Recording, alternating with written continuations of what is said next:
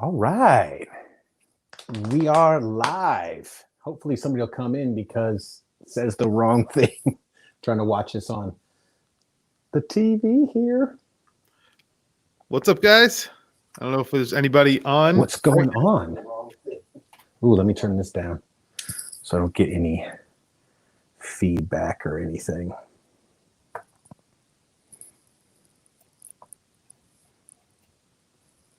Do we have anybody in the room yet? We have 3 people, it says. Maybe you. Oh, and Scott. Hey, Scott. Hey, what's going on? Scott's here. Peter C is here. What's up, fellas? How's it going? They are starting to trickle in. Weekend is already half over. It is. It is. One of the things I always like. Oh, let's stop that right there. There we go. Justin's in here. What's going on, man?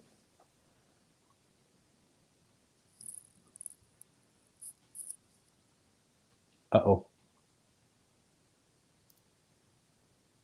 Yo, can you hear me? Yeah, I can. Can you hear me? Yes. Okay, good. All right.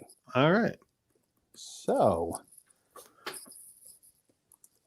thanks for joining us this Saturday. We're kind of lagging behind. I was telling Chris I had some dental work done this week, and I've been dragging ass. So, but we are here, and we are ready to kill it. So, Chris, let's get into some news.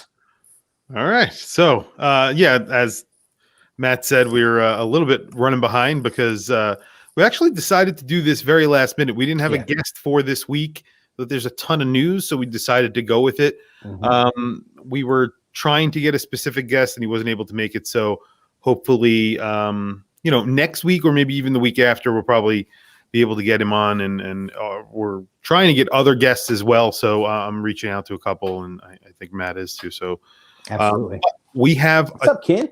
Ton of news. We do tons of big news.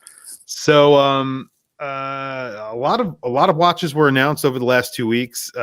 Starting with what I think is probably one of the bigger announcements is Citizen and the 0200.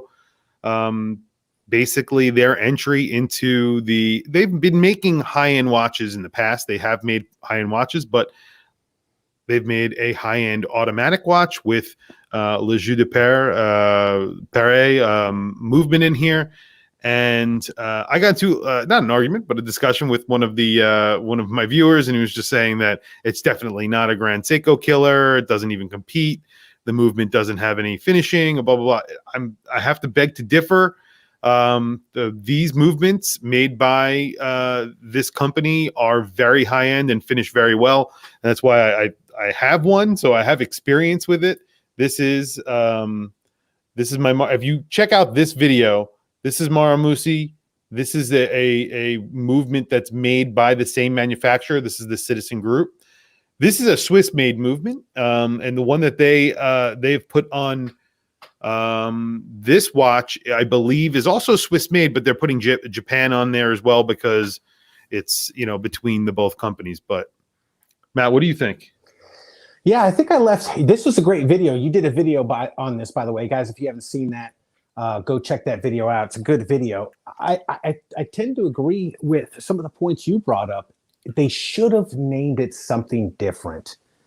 If you're going to ask this price, and I forget what it was. What was it? $7,000? $6,000 for this. $6,000. And I think I left a comment. And I said, "Man, that's Grand Seiko territory."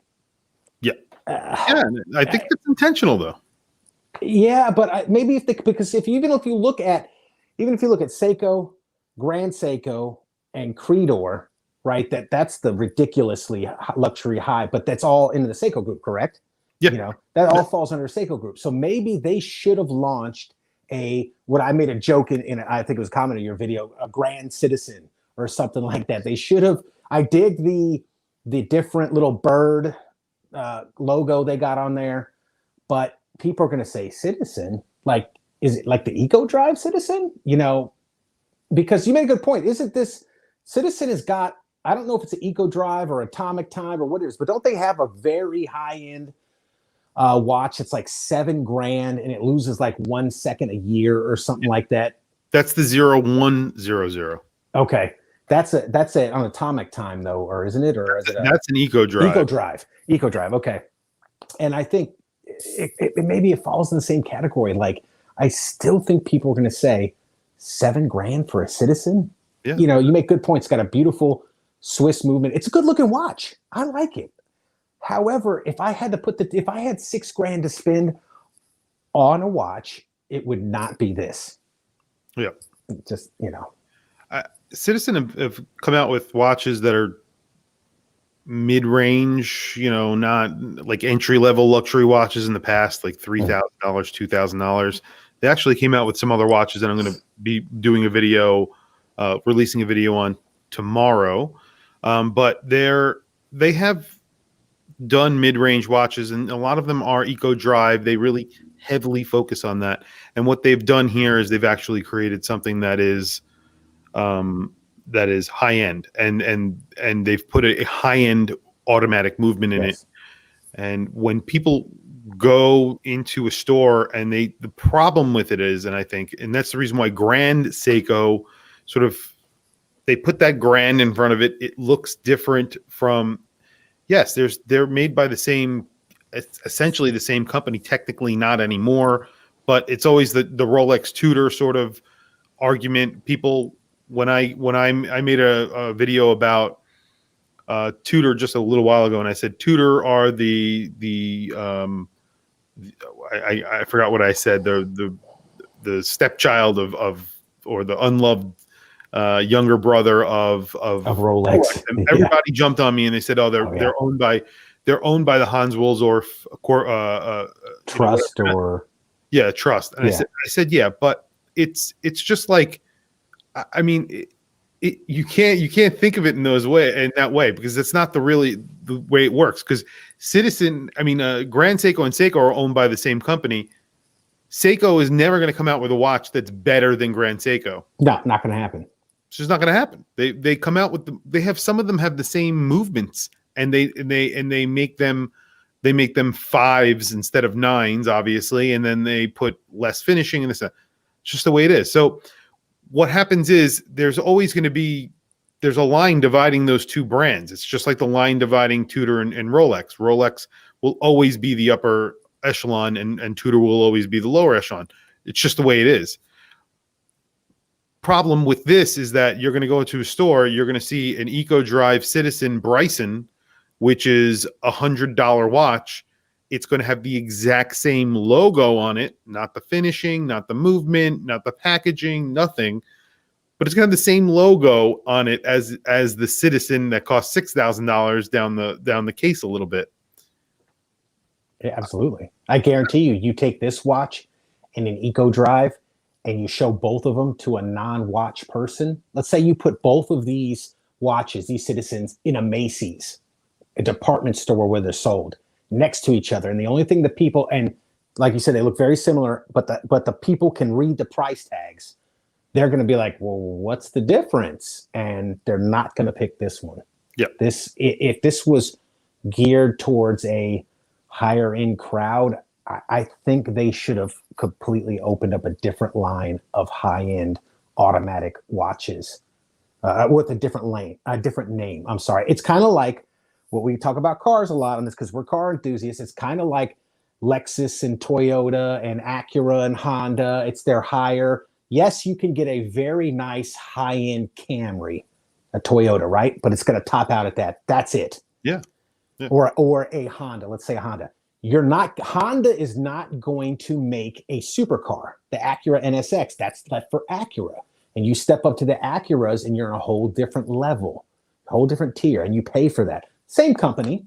Companies do this a lot. They're not going to, they're not going to cannibalize themselves. Nope. Even if they're like, and that's what I was saying, even if it's owned by, a father company, and there's two companies that are sitting underneath it, or they're governed by that one company, and people think that they are separate companies. It's not going to happen. It's just right. Grand Seiko and Seiko. It's just always going to be, you're always going to have. So you need to put a line between the two for the consumer. It's for the consumer.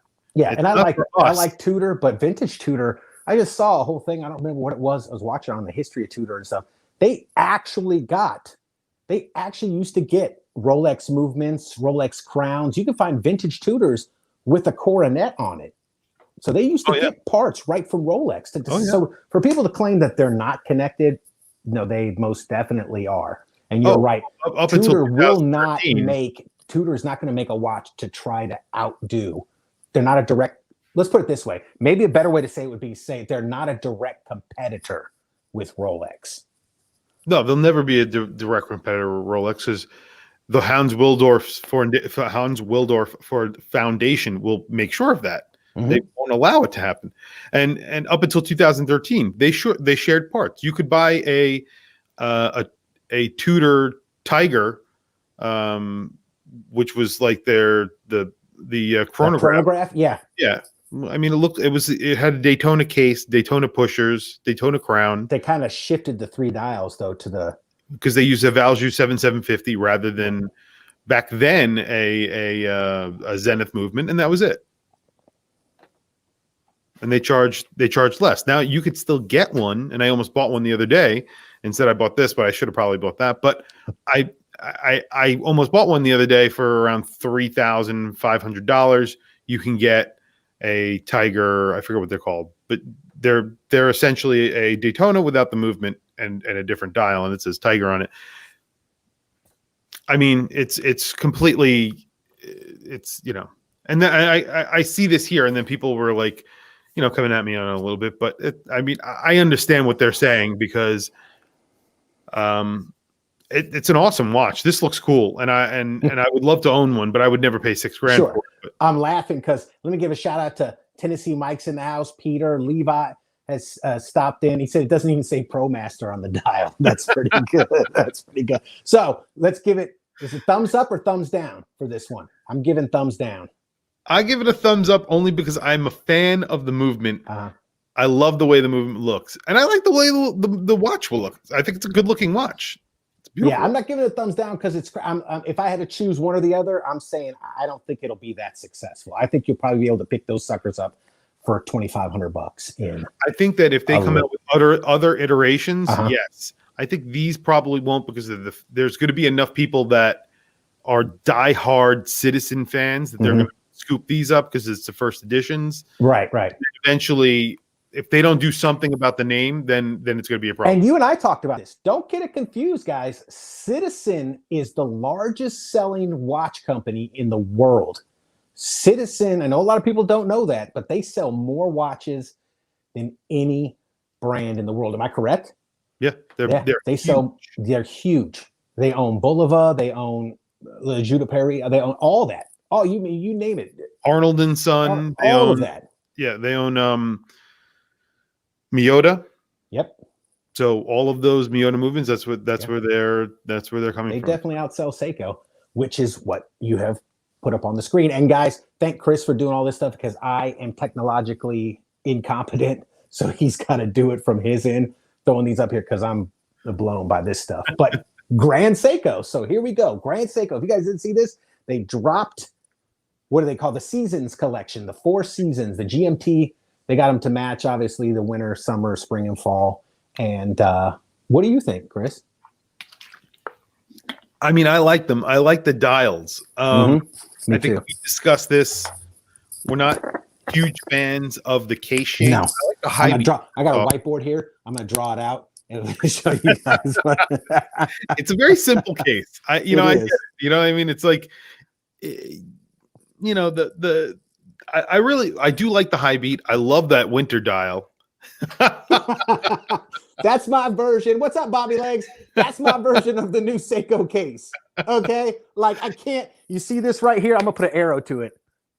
That hard transition. I don't like it. You can see it in the picture right there. I just don't. I like them I like when cases sweep more. You know what I mean? Got that kind of sweep like that right there. Let me get in there. When I first saw it, I was like, oh yeah, look at that white birch dial and the blue hand. And like you said, I'm loving the dials. And then I caught an angle of it and I was like, wait, what? I said, oh man, I still would get the snowflake. Oh, the snowflake's awesome. The snowflake, the spring drive one. It's just, yeah. I do like the dials though. They came out like a green dial. There's the Yeah. the moon. I think it's the autumn. It might be. I think it's autumn. It's like inspired by the night sky and the moon. And then there's so the green is the spring. And then there's one that has wave pattern. That's this one. This is the summer. Mm-hmm. That I think actually this is my favorite. And then there's a winter, which looks like just like a speckled, not like a snowflake, but that's the white birch one right there, right? Yeah, this is the winter. No, this is the water. Oh, okay. Yeah. They're gorgeous. Yeah, and they have dials are two different movements. There's the high beat, and then they have a spring drive. I really like that high beat though. Yeah, that's beautiful. Beautiful. That's awesome. Watches. But you're right. The thing that throws me off is the case shape, man. It just something about it just doesn't sit well with me. There's one other thing that kind of threw me off. It is not this. It is this one. So this is going to be my next Seiko. Mm-hmm. I mean, hands down, my next Seiko. Sorry, just jumping right into the next news. Yeah, no, that's fine. It's the Seiko Presage Sharp Edge GMT. Mm-hmm. I absolutely love this watch. I love the Presage Sharp Edge, the one that is not a GMT. I thought that was a really good looking watch when they came out with it. The cases, if you guys have ever Presage, they have like tons of different how can I put it? They have tons of different levels of finishing and levels of watch. And you could go from, the 4R to the 6R to, the 6L. Then they have the 8L. They have a spring drive version. So the Presage itself, if you guys have ever handled one, they actually remind me case-wise of their higher end Presage lineup. So they're really, really nice. So like something that would house, the spring drive or something like that. However, they're putting an 8R in it, and they're charging only $1,400 for this watch. Now, I know that sounds like a lot, but this is a true GMT automatic with a that's a date at the 6 o'clock, and then at the 9 o'clock you have the power reserve. I don't know of any other manufacturer out there where you can get basically, and it's an in-house movement because it's in-house for an all in-house GMT at $1,400. If you want that, if you want one from if you want a Baltic GMT, which is just sort of a homage to Rolex and or the 50 Fathoms, it's really nice, but it gets the SOPROD. It's not a true GMT. It has a jumping, I believe, and correct me in the comments if I'm wrong. It gets a jumping GMT hand, not a independent hour hand. And I think that a lot of people out there prefer the independent hour hand because it's easier to change when you're actually traveling. So that's all. I mean, I love the look of this, and I probably end up getting. Peter said it looks big. Do you know what the case? 43 millimeters. 43. Okay, so it's not too big. It's not. That's about the size of like my Aqua Racer or something like that. It's not. It depends. But the only thing I would ask is it gonna have with these type of watches? What is the Presage line, and is it still have the cheap Seiko bracelet?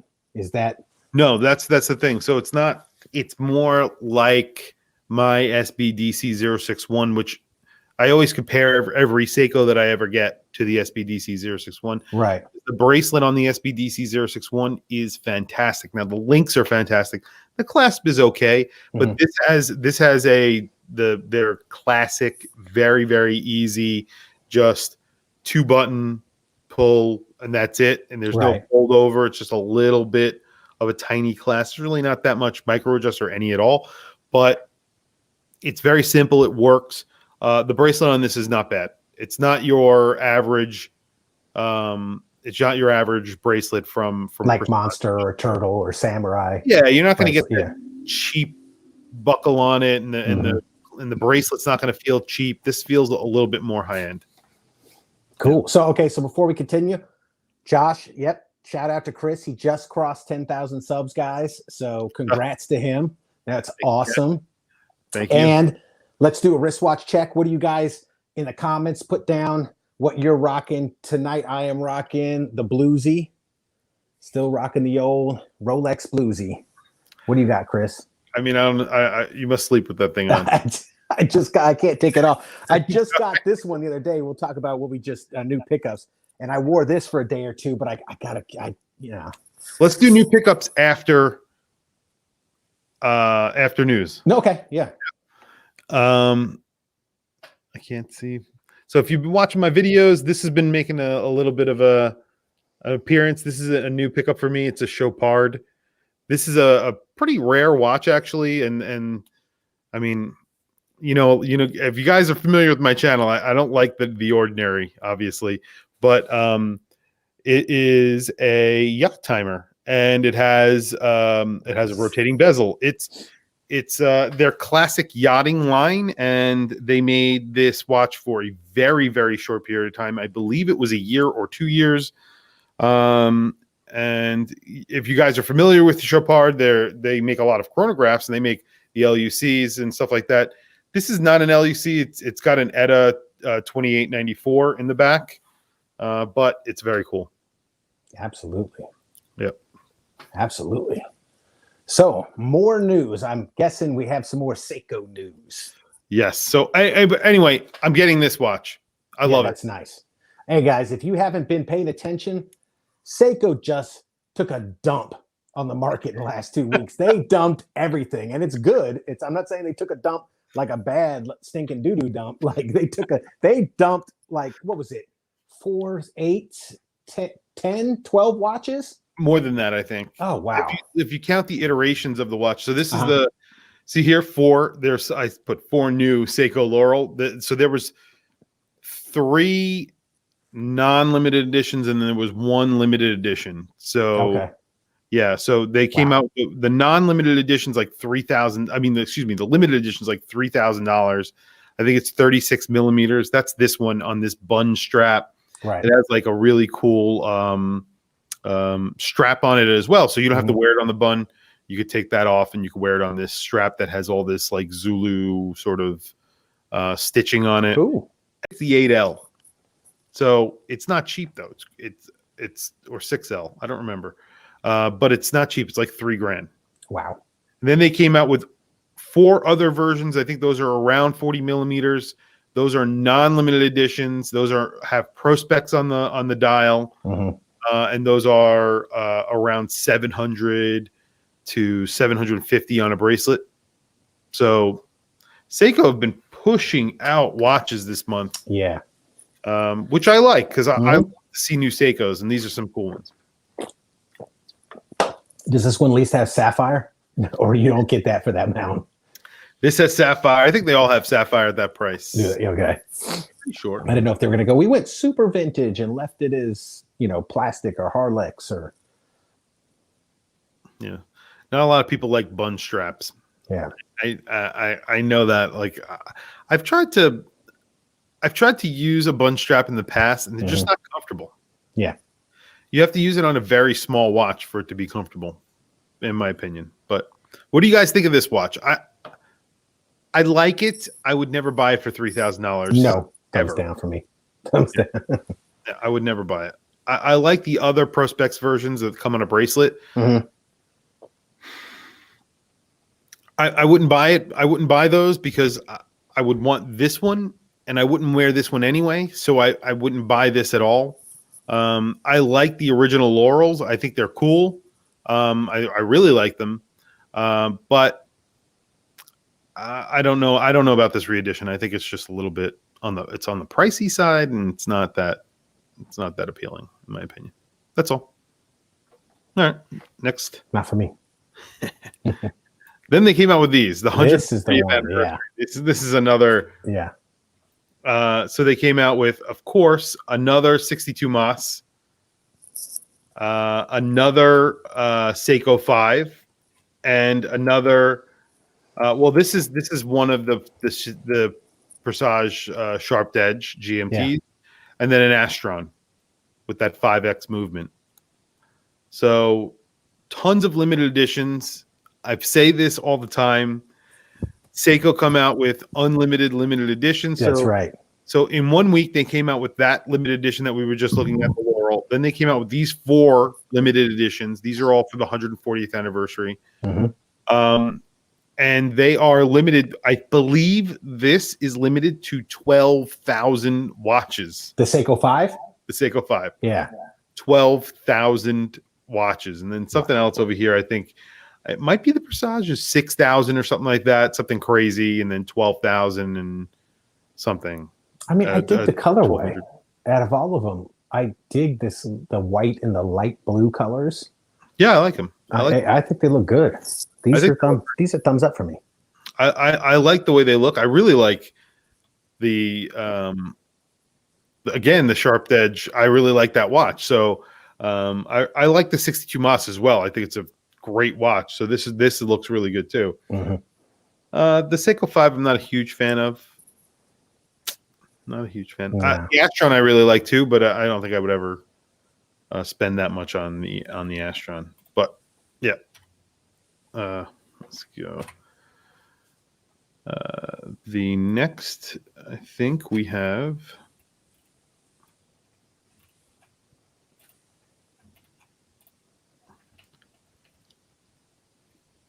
This sold out in 4 minutes. Wow. I'm pissed. I wanted it. The Huckberry Zodiac. So this is a special edition that they did for 82 pieces. Wow. They did only 82 pieces. It's inspired by the Farallon Islands, which are a series of islands off the coast of San Francisco. And you could see them from like 25 miles off the coast of San Francisco. They say it is inspired by the waters around the island. And that's why that dial has a blue dial, and then there's light penetrating from the 12 o'clock indice, and it just sort of goes through the dial itself. Mineral crystal bezel, sapphire crystal. It gets the STP 1-11. It's chronometer certified. It's $1,000, $1,095. I get a lot of comments when I do videos and news videos on Zodiacs that people do not think that they are worth the money that they are charging, mainly because it gets that STP movement. I don't care. I think it's an ETA clone, and we buy plenty of watches with Sellita movements. I don't think they're bad. I think Zodiac makes some really cool watches, and I think this is a really good-looking watch, especially for $1,000. I think this is actually not a bad price at $1,000, but I don't know. Digging that pop of yellow. Levi made a good point. I kind of agree with him. For 1,000 bones for that, I would want a bracelet. Throw in the rubber as an extra, but I want a bracelet, man. I want a bracelet on everything. Right. That's the way I am, but agreed. Yeah, every watch that I get, I want a bracelet on it, but I can't have a bracelet on every single watch. So, but they make a bracelet. They make a bracelet for this watch. You could get an aftermarket bracelet for it, but for this price, they're just giving it to you on this, and then they give you a yellow strap with it. That's it. So, yeah, Levi, this would be killer on steel. I agree. But I mean, that's what they did. Anyway, I like it. It looks good. Thumbs up. I would definitely go for it. I missed it, so there we go. I'm your Huckleberry, Reese LaCroix. The Icon. Now, this is actually I would say a pretty odd offering from them for the price, but that's just my opinion. I think these are way overpriced. These are around $3,000. You're getting an ETA movement in them, Sellita movement, the SW330, which is the GMT 2892 version. I guess it's a 2893. I don't remember. but it's an ETA clone. It's not a true GMT. Pretty cool looking watches, but for $3,000, I don't know. What do you think? Okay, so whenever I hear $3,000 for something like this, I immediately think of other options, like Tudor Black Bay. I paid under $3,000 for my Tudor Black Bay. I think I paid about 28. Now I was on the gray market, of course. You're talking Breitling. I mean, all these come to mind right away. Breitling. You can get like a Frederic Constant for half that, less than half that price. You can get. There's so many more options out there for $3,000. Yeah, I mean, it wouldn't be my first choice. It wouldn't be my fifth choice, but I 100% agree with you. And then what Theo said in the comments, something about the bezel in these. I have never liked them. That bezel has never done it for me. If they remove that bezel and put just a smooth black bezel on there, it would do so much more for me. I would like it so much more. Oh yeah, I don't like that little M on the bracelet. No, that's first of all in this picture. You already know I would be the bracelet guy. Yeah. So for me, I don't think the one on the right with the white dial and the bezel and the bracelet is all that bad. I dig the orange hand. It's kind of got that Rolex Explorer look to it. I dig the orange GMT hand. I dig the black and white colorway. Dig it on the bracelet. Looks pretty cool. But like you said, there's something about that bezel and the fact that it's $3,000. Looking at it, I might pay $1,300 for this watch. $1,500 might be, and that might be what you could pick these up for on the gray market. At that price, it's probably not that bad. Again, there would be half a dozen more watches in line before I came to this one. So it's just the thumbs down for me. Yeah. Just to play devil's advocate, though, if you were buying this on the gray market at $1,000, that's a game changer. That's a different story. Story. I wouldn't get it because of the bezel, because personally I don't like the bezel. Yeah, I'm not. I don't mention that when I do my news videos. I do always give a little bit of opinion, but I try to make a statement on the price. I think the price is too much just compared to other watches that have come out. I keep on talking about the Seiko Presage Sharp Edge. This is 43 millimeters. That's 43 millimeters. That has an in-house GMT movement where it has an independent hour hand, not GMT hand. This has an independent GMT hand, not hour hand. Yes. This is 300 meters water resistance, but it's $3,000 on a bracelet. That Seiko is $1,400 on a bracelet. So I would go with the Seiko. I would go with the Seiko, and you get the, I think, a little bit nicer of a date layout, because I like that 6 o'clock date, the date wheel, and then you also get a power reserve. A little it's a little cluttered, the dial, but I don't mind it. I like it. Yeah, sure. Idle Time says $3,000 to buy a lot of bot stocks. Good Lord. Yeah. Well. Yeah. Well, it's. It depends. Moving on. No. Yeah, it definitely could.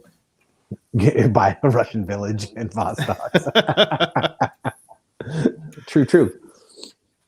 All right, more Seiko. Oh.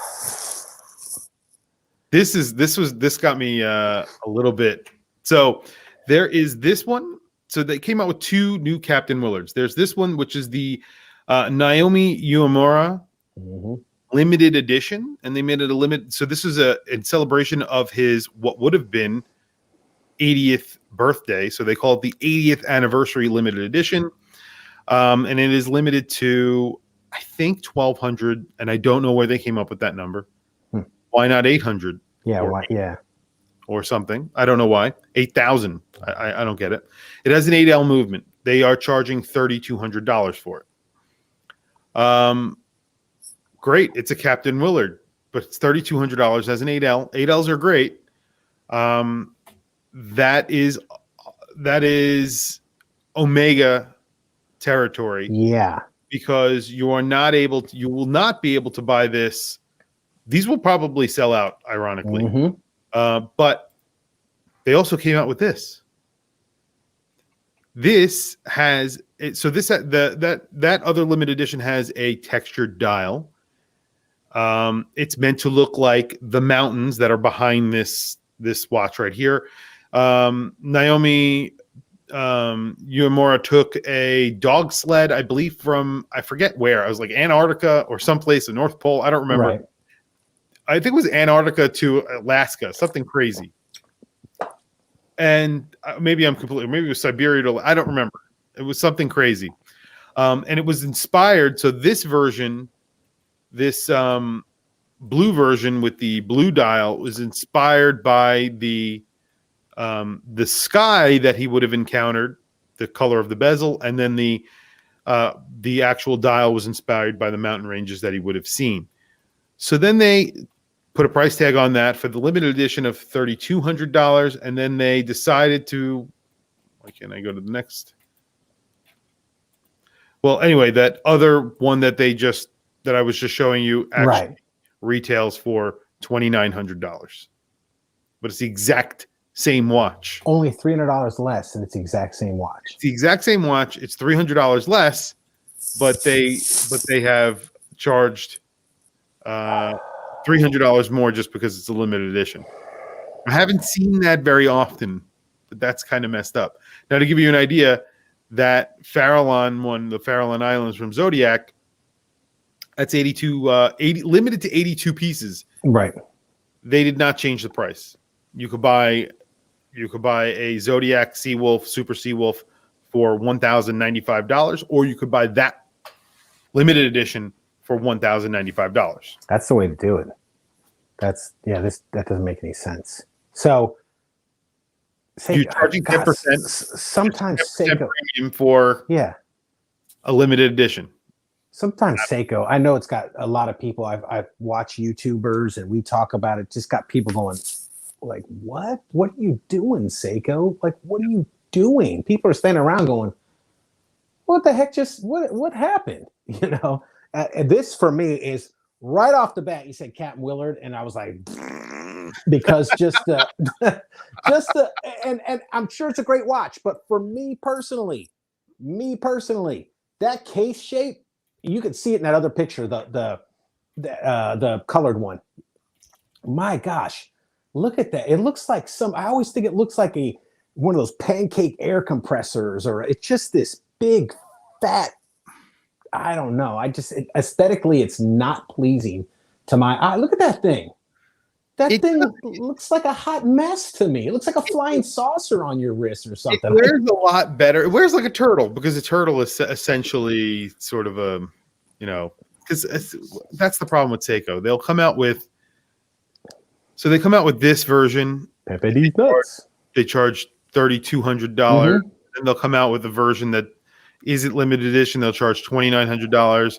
Then they'll put a 6L movement in it, and then they'll charge $1,800. Then they'll put a 6R movement in it, and they'll charge $1,200. Then they'll make a slightly all with different Hardlex crystal. No. yeah. And then they'll make a slightly different style case of it and say it's inspired by this watch.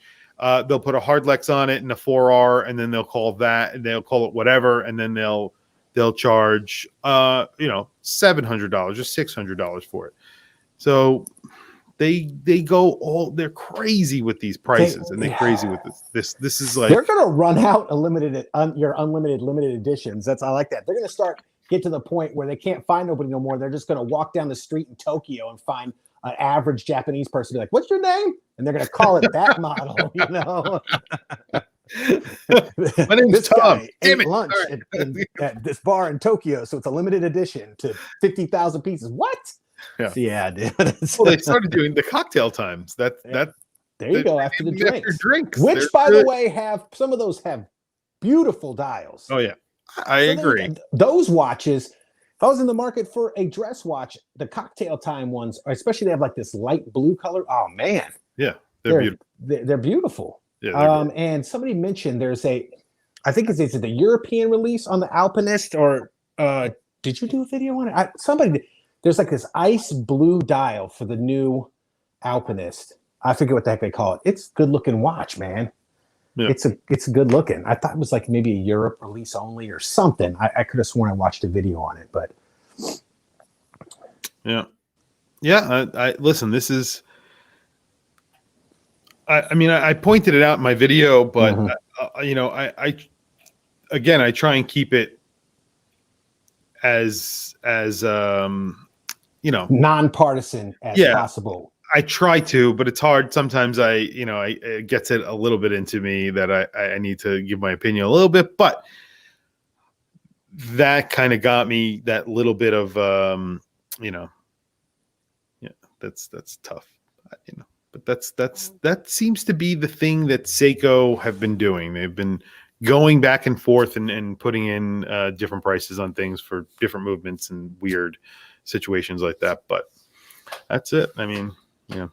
So I think that's it. I think that's the only news I have. There is more news on Citizen's coming out with another watch that is not as high end as this, but sort of low entry level luxury watch. I'm gonna close this out. Yeah, I think I could stop it. You could do it. I think maybe you have to do it. So what were you saying? Oh, there we go. Oh, there you go. So they're coming out with what is a sort of mid-range or lower entry level watch, and that's the I think they're calling it the 8 series. So I'll have a video out about it tomorrow, but it's essentially they're using the Miyota 9 series movements in it. What look like 9 series. They're naming them something different. They're saying they're all new.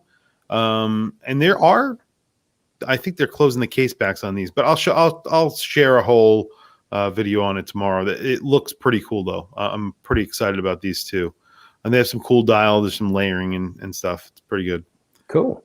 But cool. Yeah. So we were talking earlier in the lobby. What are your new pickups? What'd you pick up since the last time? So I said that Chopard. I also picked up this guy, the Miyota Ocean Star Tribute with the Powermatic 80. The Mito. And it has a really nice bracelet on this. I'm like mesh bracelet. Yeah, I actually, when I got this, I sent you a picture, right? Yep. And I said to you, I was just like, holy, you know, sometimes when I get a watch like this, it was like when I first got the Tissot C-Star 1000. I said to myself, why do people buy micro brands then? Yeah. I'm one of those people. There's a controversial statement. That's right. This is something that maybe we could discuss, because I immediately picked this. When I opened up the box, first off, I paid $600 for this. Right. Okay.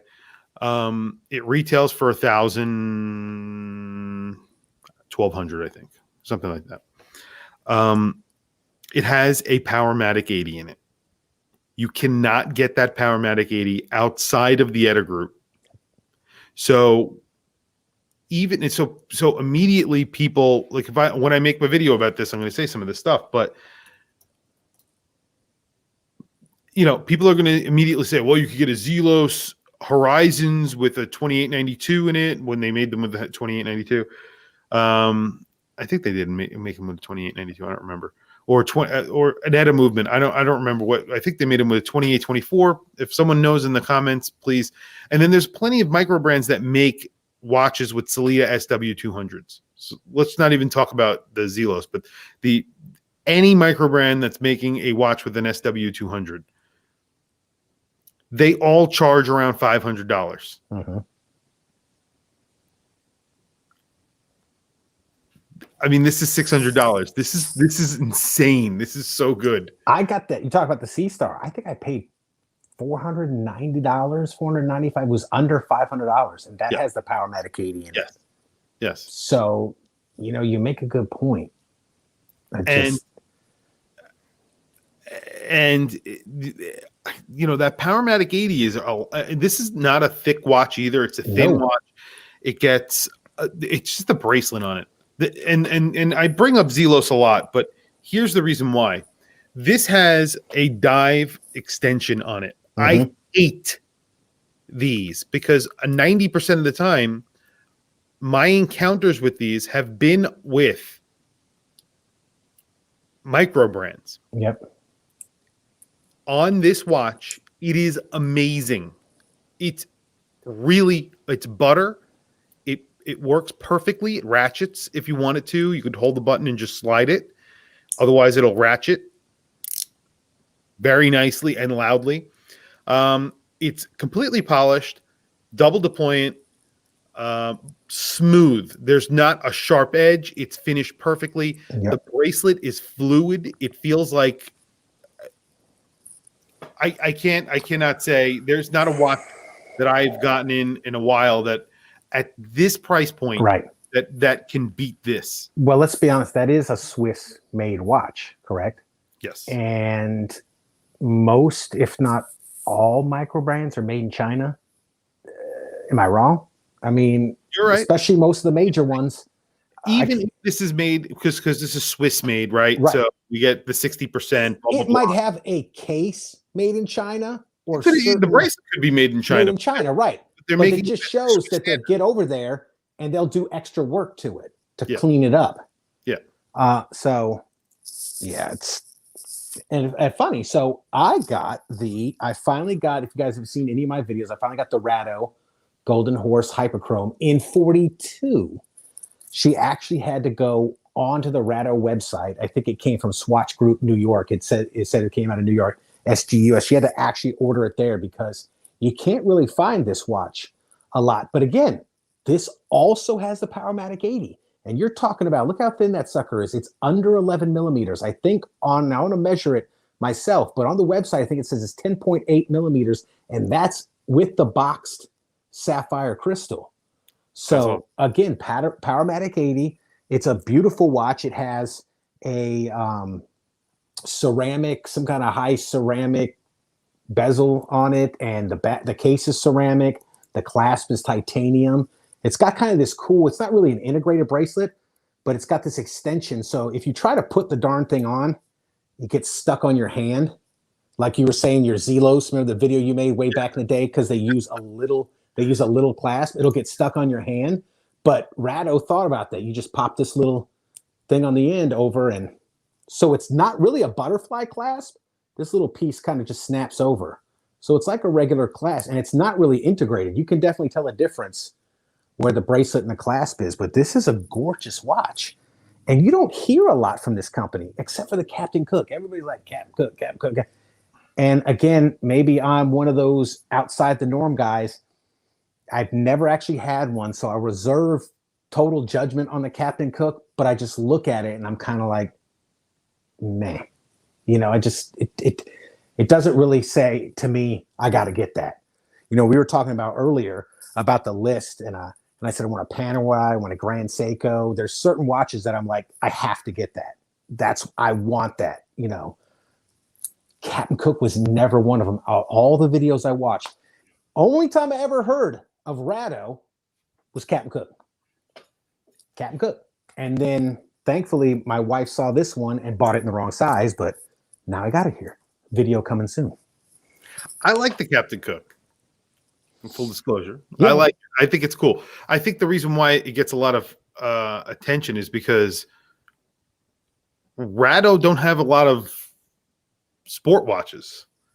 And they came out with, it's a dive watch. That's the other thing. So people dive watches. So true. I do like it, but I love that watch. The one that you got, the green dial. It's gorgeous. It's just gorgeous. And it's ceramic. Yep, the ceramic, like kind of a fluted ceramic bezel. I think it's either ceramic or titanium. It's hard to find info on this thing on the internet of what the specs are. Even on the website, they don't give you much, many specs. Like they don't say that the clasp is titanium. Thankfully, it says it right there on it. But again, Powermatic 80. That if you guys don't have a watch with a Powermatic 80 in it, go get a C-Star 1000. that thing will be running. You're like, when is it gonna die? You'll walk away for days on end and come back and it's still going. It's still going.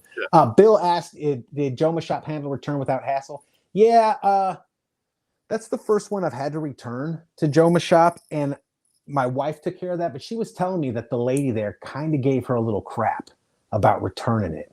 And but they took it back, and I think she got her money back in 3 to 5 business days after it was delivered. So it was pretty smooth, except for the lady giving her a little bit of a mess. But they really did give her crap? That's what she said. She said she wanted to return the watch. She said the lady was kind of rude, said, why? And she said, because I don't want it. And she explained to her basically what I explained in the video. If it says men's watch on Joma Shop, it says men's watch, okay? And then you go down the description and it says that the case size is 35 millimeter.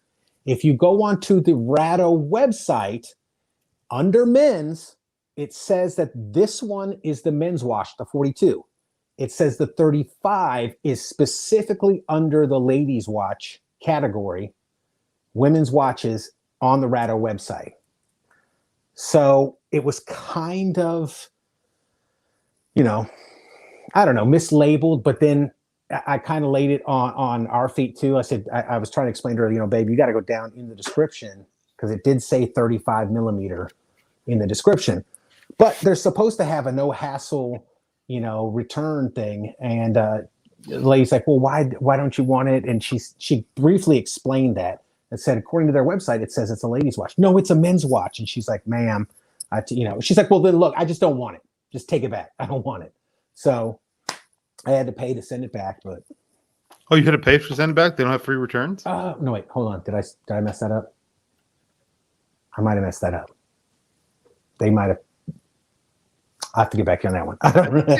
I thought I saw on their website that they have free returns. They might have sent a return slip. Say again? We had to pay for it? We did have to pay for it. She's watching out there. Thanks. We did have to pay for it.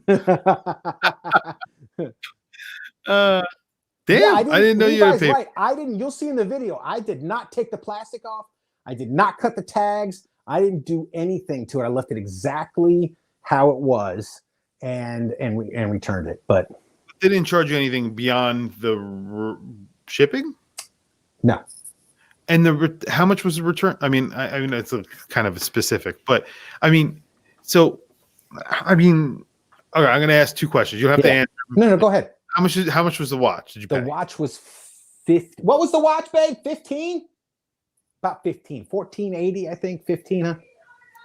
What?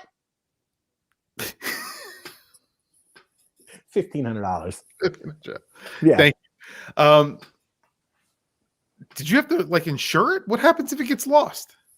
I sent it 2-day tracking or something like that. Hold on. It was $14.20. $14.20. $50. Well, some was taxes and also that's it was right. $50 and plus in taxes, and it was free shipping. They said because the description, even though it says male, it was the right size description of 35. Right. That I had to pay for the return. There you go. If I would have said it's the wrong description and they went on the Ratto website and said you're correct, it's wrong, they would have honored and would have not charged for shipping. So we paid because we didn't read 5 print. Get out. Sorry, your podcast is delayed, so I'm screaming because I hear you. You have very good taste in watches, by the way. He said you got very good taste in watches. Watch that part.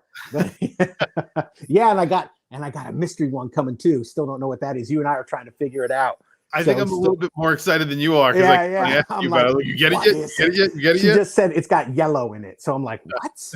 What is that? You pictures. But so yeah, that's we had to send it back, and then I think this one was 22, straight from Swatch Group USA, straight off the Ratto website.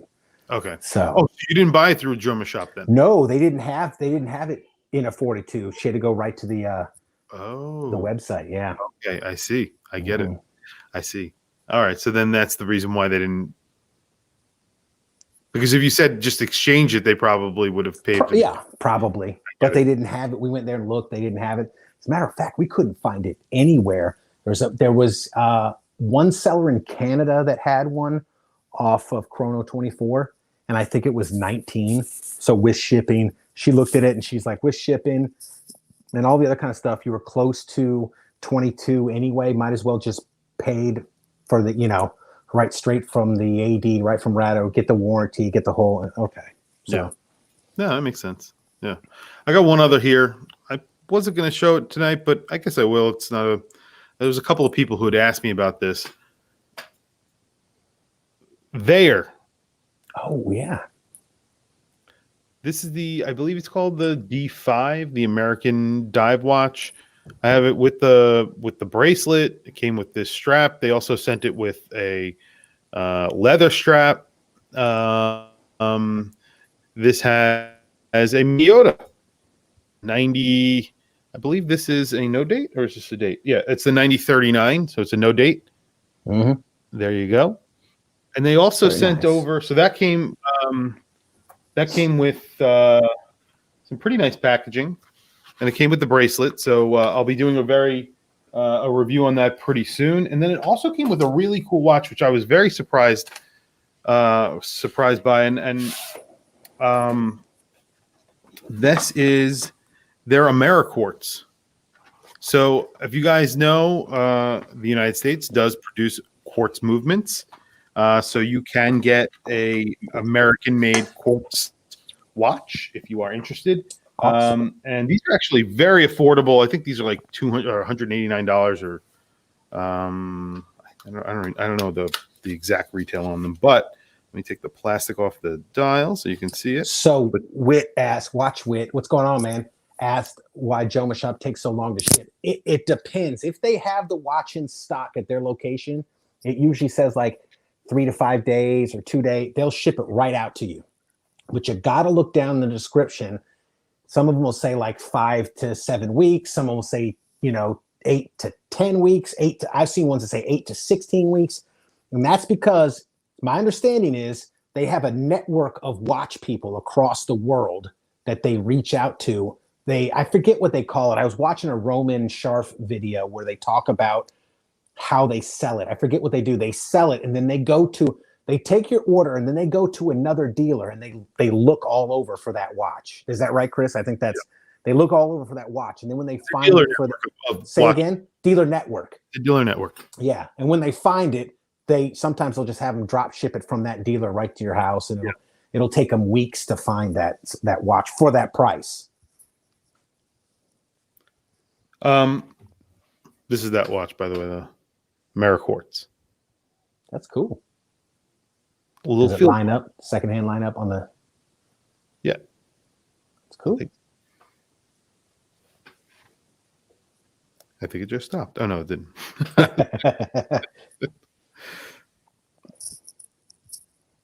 But yeah, pretty interesting watch.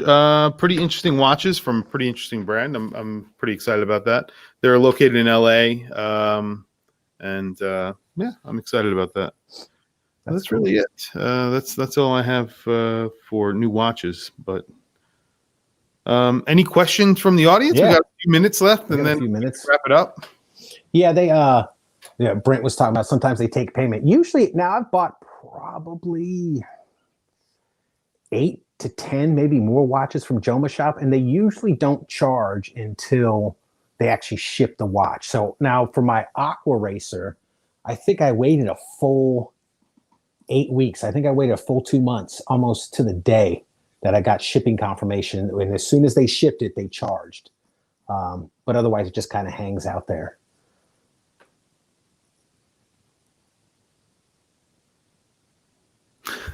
Junior, we only have 12 likes, guys. And we have 1 thumbs down. We always get that one thumbs down. I'm a jinx. Yeah, I don't know. It's the guy that keeps thumbing down all your.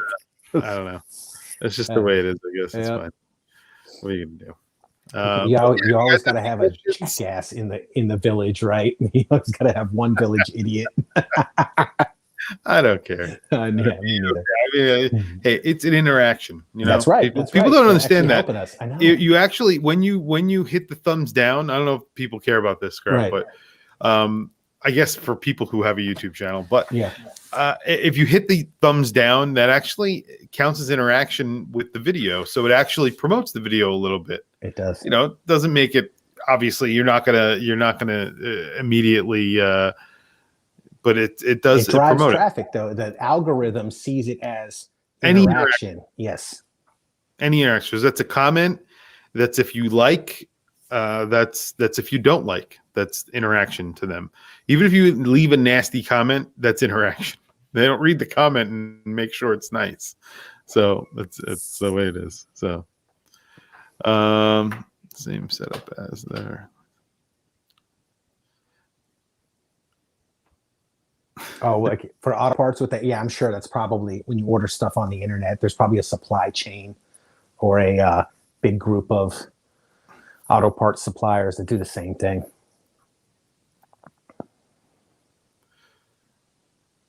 All press is good press. That's true. Yeah, so I'm pretty excited about, like I said, I'm pretty excited about this watch. This is going to come out pretty soon. I'm going to do a video on this. I'm hoping that I've also been eyeing the Certina PH200M, the new one that came out, and like you were just saying on Joma Shop, for whatever reason, it's like 8 weeks or something like that. Mhm. Something crazy. But they have them on Joma Shop now. They did not before. And now they're asking, I think, around 600 and change for them, where they used to not be able to get them. So now you're able to get them from places like Joma Shop here in the United States. So I really like this watch. I think I'll really like that watch as well. I really love the Tissot C-Star 1000. The one thing about the Tissot C-Star 1000, I don't like the bezel. Mm-hmm. And that was always something that I love the watch. I just don't love that glossy bezel. That bezel drove me crazy. I actually sold mine because Is it a ceramic that's the reason bezel? why I sold mine. I think It's ceramic, but they put glossy. It's a glossy finish on it, and then they put silver lettering on it, and it just washes out. You can't see it at all. Yeah. Yep. As soon as the light hits it, yeah. It's just too glossy. I don't like it. That's something personal, like but everything about that watch I loved. I love the dial. I love the case. I really love the case, and the fact that you can see the movement from the back. I love that watch. And unfortunately, if they don't upgrade that bezel just a little bit, just something different with it, I would go with this Mito. I would go with the regular Ocean Star. I think that's a 43, isn't it? The regular Ocean Star? The C-Star. The C-Star 1000 is 43 millimeters. Yeah, it's a 43. This is a 40 millimeter. Okay, this is a 40 millimeter. So this is the tribute. So this is the original. Idle Time says, have you guys seen the new Spaghetti Scametti video from Ben's Watch Club? Have you seen that? No. Oh my God, it is so funny. He killed it. He killed it. What is it? I don't know. You know the channel, Ben's Watch Club, Yes. right? Yeah. Go to his channel and he opens up his line of luxury watches. They're called Spaghetti Scametti, and they cut out the middle. It's basically a parody of the Filippo Loretti commercial, and it's brilliant. He killed it. It is so funny. It is so funny. I've always thought about doing a Filippo Loretti video based on my experience with Filippo Loretti. Because when I first started my channel, they reached out to me. They actually reached out to me 2 more times after that. Wow. And the last time, it was some girl on Instagram reaches out to me, and she's just like, we want you to review Filippo Loretti. I know we've been in contact with you in the past. Will you? And I just haven't responded. I never responded to her. But the first time they reached out to me, they sent me a contract because I didn't get watches. I didn't have anything I would be sitting around and I'd be like, I'd write down, if I had an idea for a video, I'd have to write it down because I was running out of material. Right. You know, because I was buying watches and then just I would go out and buy a $300, $500 watch, and then I would have this $500 watch, and I would be like, am I going to go buy another $500 watch to review? I'm not going to do that. How am I going to keep my channel? I can't keep it going. So I was like, not going to keep my channel going. And eventually I was just like, all right, well, I can't just keep on buying watches anyway. But so then watch companies eventually started reaching out, thank God. But Filippo Loretti reached out to me, and they sent me a contract. And in the contract, it said, and I believe I still have that contract, that if I make a video, I have to present them the video prior to me publishing the video. And if I'm going to say anything negative in the video, I have to give back the watch. But if I don't, I get to keep the watch. You get to keep the $4 watch. So I was just like, I responded to them. I said, listen, I would like to sign this contract. However, I can't, because I will not allow you to see the video beforehand. And if I have any criticisms about the watch, I will let you know what those criticisms are, so you could give me a response to them, and I will include those responses in my video. However, I will need to point out those criticisms. And if you have legitimate reasons for them, if there are any, there may not be any. I don't know. I may love the watch. Who knows? Right? I mean, I don't know. Probably not. But I mean, whatever. And they just came back to me and said, no, that's the contract. Sorry, then we can't do a review. I was like, okay, let's not do a review. Then they reached out to me again. Then they reached out to me a third time. Crazy. I was thinking about doing a video about it, but it's funny, in Ben's video, he goes to like Alibaba and buys, I think he actually, for the video, I think he probably went there and actually bought one of the watches that you can customize, and it's spaghetti scametti on there. It's when we're done here, you got to go watch it. It is hilarious. Yeah. It's great. Yeah. I mean, I watched Time Teller here and there. Not a huge fan of Time Teller, because I feel like he just like turns the knife a little bit too much. Yeah. Because I was watching a video of his on Panerai, which I completely disagreed with him on, but because I like Panerai, but I get his points. But the thing is that he did this video. I'm Italian, half Italian, guys, and he did this video where he kept on doing this Italian voice, and I thought it was hilarious. But I don't know if you're allowed to do that anymore, guy. Yeah. I was like, hey, as an Italian American, you're not. It was it was Filippo Loretti. You kept on going like that. Yeah. I could do it. I'm half Italian, guys. So I could do that. But come on. I didn't like that. He's I gotta he crapped on me in the comments one time. I actually said something nice about it, and he crapped on me, and I was like, wait, playa, I was agreeing with you. Like, what the heck? Yeah, he's a sharp tongue. He does have. I don't know anything about him. All I know is that someone I'm not going to get into details, but someone bought a watch from him. They contacted me on Instagram to ask me about the watch. And I was like, oh, and he's like, oh, just, I bought it from the Time Teller. I was like, oh, that's cool. And I don't care. Like, what the hell? And apparently it took 4 or 5 weeks to get to him, and he had paid him, and then he asked him for a refund. He never responded, and then he had to get PayPal involved. Wow. To actually get him to send the watch. And then eventually send the watch, and there was a whole.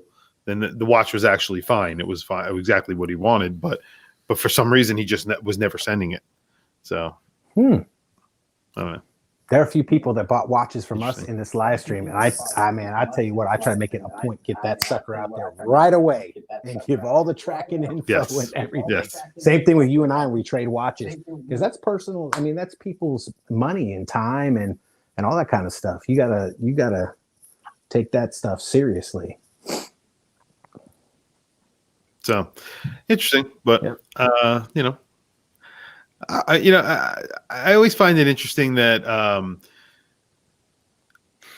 You find what's interesting is what's popular, what videos are actually make it and are popular. Like that Ben's Club video, I'm sure it's going to be very, very popular because it's a people, like one of my most popular videos recently was where I went through my least favorite watches from last year. Mm-hmm. Why do you think that was a popular video? And not the I did another video which was popular but not very popular. I mean, it got like 30,000 views in a couple of weeks. Wow. Which is good, you know, and I mean, it got 30,000 views, and it's still growing, but they're of 2020, you know, I said my least favorite watches of 2020, my most favorite watches of 2020 have half the views. Right. Why is that? Why are people gravitating towards the negative? Towards controversy. And yeah, I gotta say, if I saw that same thing, I would click on the negative first. And then I would want to see what the person said about the positive. But maybe that's the way it works. You click on that negative because you want to hear the negative first, and then you click on the positive to hear the positive. Yeah. You know, and maybe you forget the positive and you just move on to the next video that's negative. But yeah, well, we talked about it before. Like I think I did a review of way back early in my channel. Way back, I say it like it's a long time ago. Last year and a half, whatever. I started my channel of the Star King watch. yes, And then you have to do a video about it. Yeah, and then I did another one that says, wait, I've changed my mind. This watch has issues, and it's me smacking on it and stuff like that, and the movement stopping. And before I even smack on it, the second hand gets around the 3 o'clock and it goes and stutters like that. And I'm like, that's not right. And that video, the negative review of the same watch, has far and away more. I forget what it's at. It's not that many. It's 4,000, whatever it is, views. Right.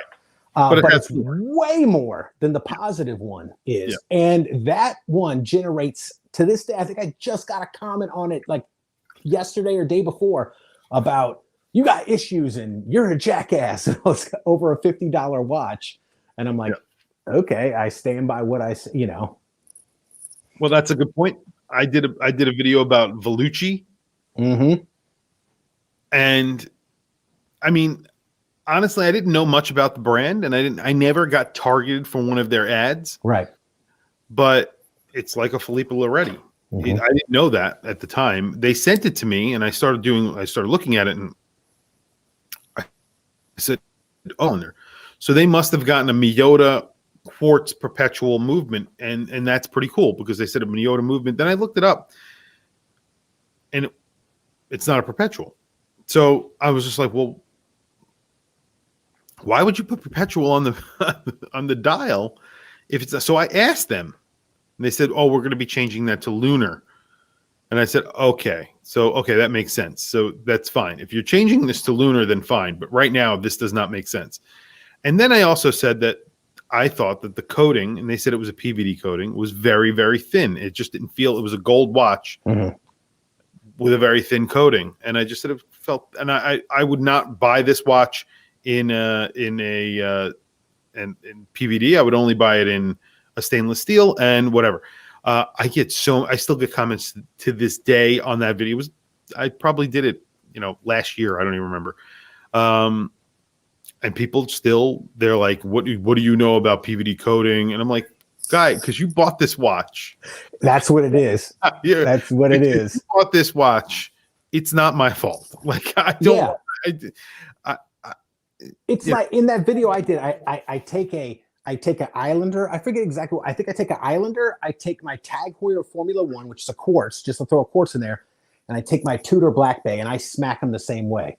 And people are like, how are you going to compare a Tudor Black Bay to a Stark? You're an idiot. And all this. And I'm not comparing it. I'm just saying for those people, because I knew it was coming, Chris. I knew people were going to be like, well, you wouldn't smack it anyway. And what do you know? And all this kind of stuff. I said, look, I'll show you a Islander, a $300 Islander with an NH35 in it, and it doesn't stop when I smack that sucker. I'll show you a quartz, and it doesn't stop.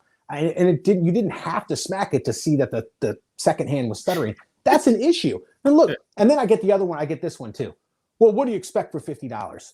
I expect it to work correctly, if Star King cannot put a watch out, an automatic watch that works correctly for $50, make it work correctly and put it out for $75, $80.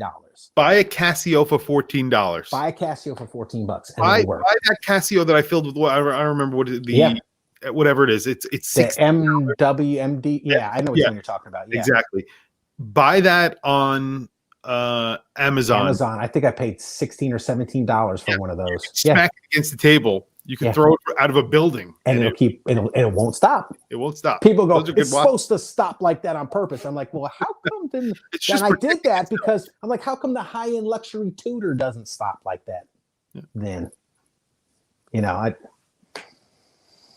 mean, God, if you hit me in the face, I would probably stop for a second. Yeah. Oh yeah. Idle time. He did. Yeah, he just bought the Pepsi Bezel Pro Diver from me. That's cool, man. Look, NH35 in that watch. Yeah. So go ahead, smack it. It won't stop. Last thing I want to talk about it. Levi brought it up. Want to find some hate? Say you don't like something about a Zelos. He goes, I've been under fire from masses. I didn't know that. I want to talk to him about that. I did a video, and I say this. I did a video about the Swordfish when it first came out. I was one of the first people to get it. The one with the short clasp? Yes. Yes. I wasn't able to get. I have unusually large hands for a man that is about 6 feet tall, or just under 6 feet tall, and I have very large hands, and I could not I sized it for my wrist. I could not for the life of me get it over my hands.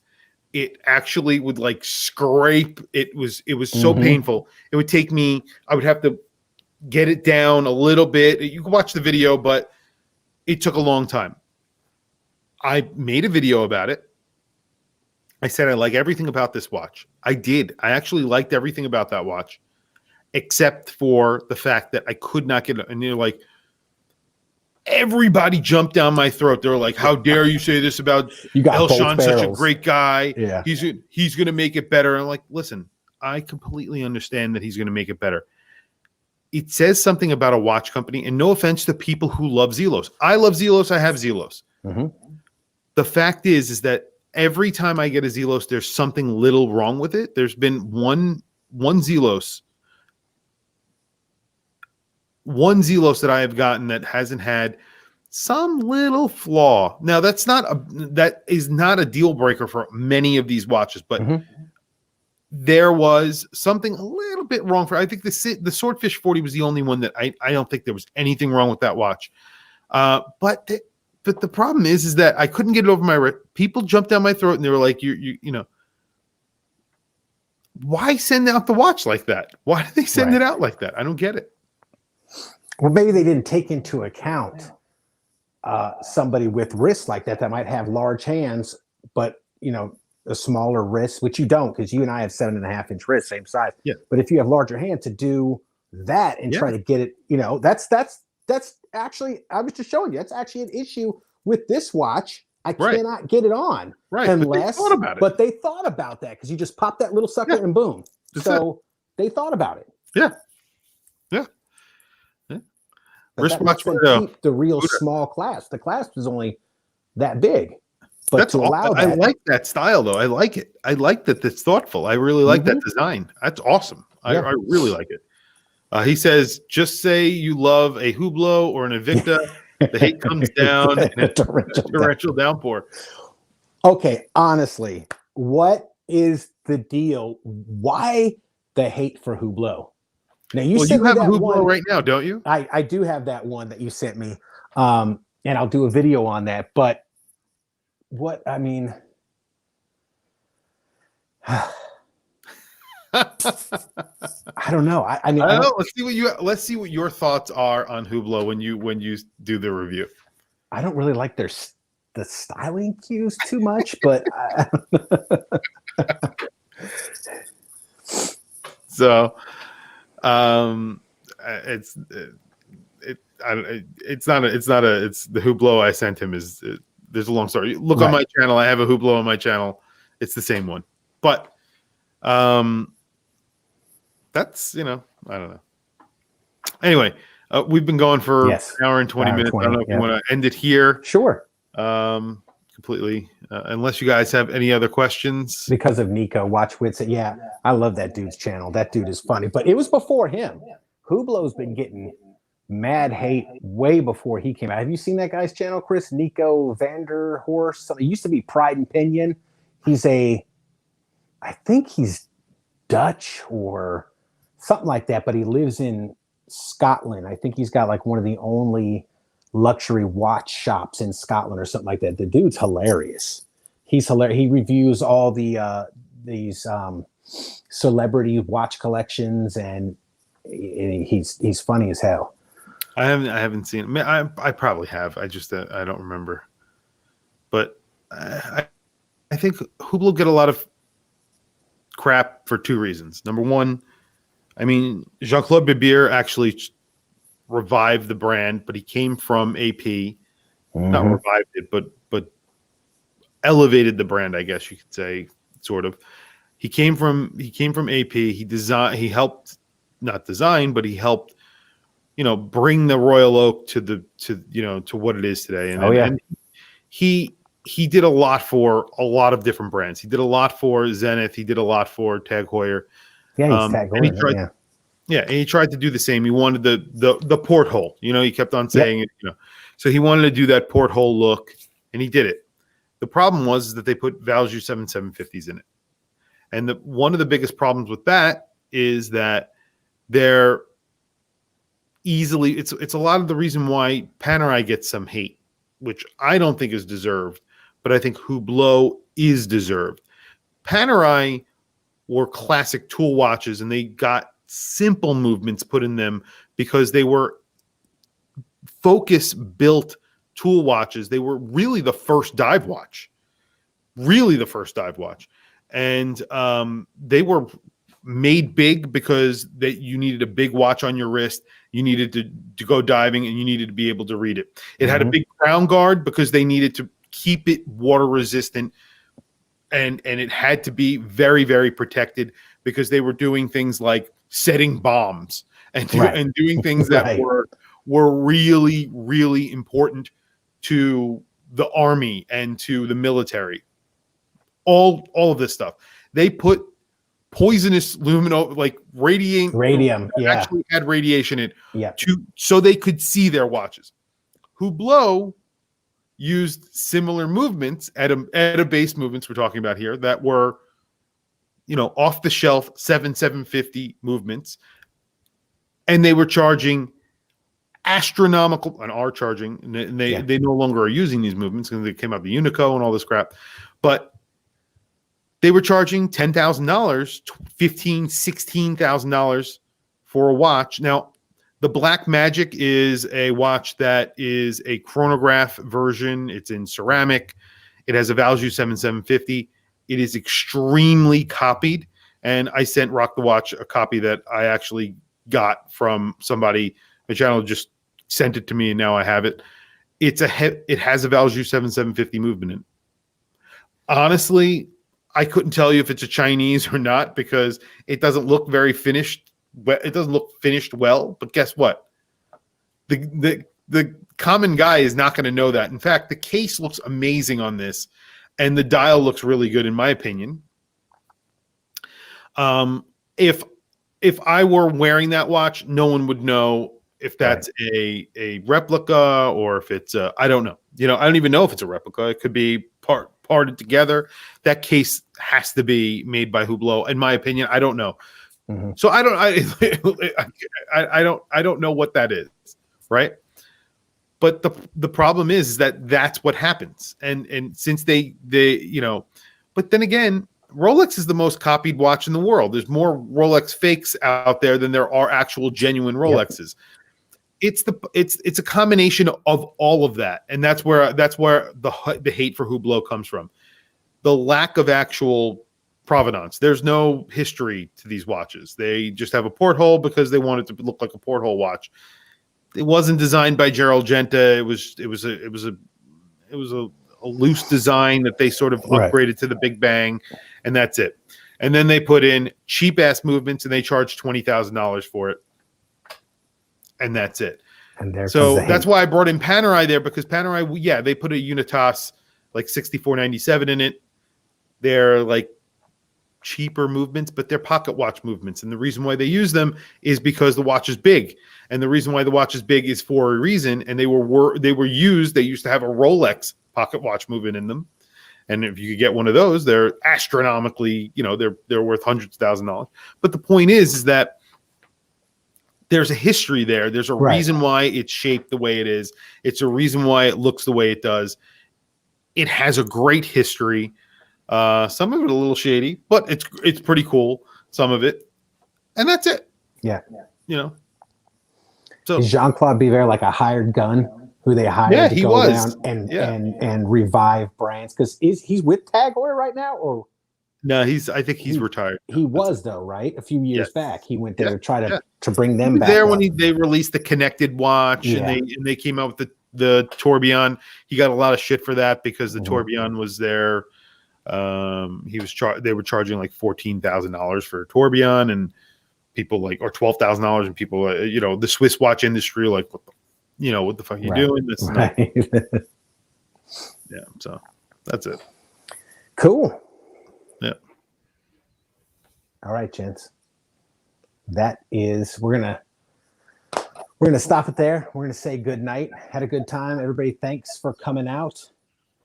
Thanks for checking in with us, and we'll see you in a couple of weeks. So, And hopefully we'll have a guest. Yeah. On our next show. But this went well.